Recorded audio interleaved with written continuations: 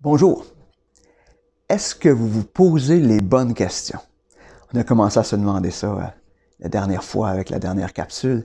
Est-ce qu'on se pose les bonnes questions? Et je vous ai emmené dans mon bureau pour une bonne raison. C'est parce que c'est là souvent que je vais prendre du temps pour étudier la parole, pour être en train de lire, un temps aussi où je vais être en prière avec Dieu. Et j'avais le goût qu'on regarde aujourd'hui, est-ce qu'on se pose les bonnes questions en ce qui concerne la lecture de la parole de Dieu? Souvent, je vois les croyants, « Ah, j'ai pas eu le temps de lire. Ah, j'ai pas le goût de lire. Ah, moi, je suis pas bon pour lire. » Puis, c'est-tu si grave que ça si on lit pas? Et, mais c'est ça la bonne question? C'est-tu important de lire? C'est ça la bonne question? La question à se poser, c'est est-ce qu'on a le goût d'être ressourcé? Est-ce qu'on a le goût de rencontrer Dieu?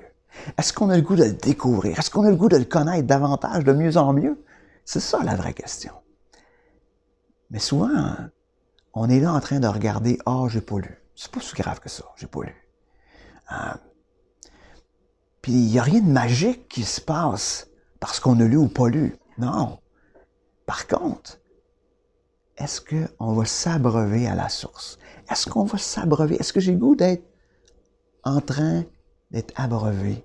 Est-ce que j'ai le goût de rencontrer Dieu? Est-ce que j'ai le goût de l'entendre me parler? Parce que c'est pas lire la Bible. Parce que lire, c'est lire. Mais c'est plutôt une rencontre avec Dieu. Une rencontre avec lui afin qu'on puisse le découvrir, le connaître, l'entendre nous dire ce qu'il a à nous dire à propos de nous, à propos de notre vie. Quand Jésus a rencontré la Samaritaine, on retrouve ça dans Jean, au chapitre 4, et au verset 14. Il parle d'une eau qui va abreuver, qui va combler la soif. On a regardé ça dans les dernières capsules, mais au verset 14, dans le chapitre 4, ça nous dit « En revanche, celui qui boira de l'eau que je lui donnerai n'aura plus jamais soif, et l'eau que je lui donnerai deviendra en lui une source d'eau qui jaillira jusque dans la vie éternelle. » Est-ce que comme croyant, c'est ce que tu vis? Est-ce que tu es abreuvé de cette eau qui vient te remplir, qui vient te combler, et cette source d'eau qui est Dieu qui se déverse en toi devient comme une source qui jaillit de ton sein, qui vient abreuver les autres? Est-ce que les autres viennent te voir? Est-ce que les autres, quand ils t'entendent, ils disent « Wow!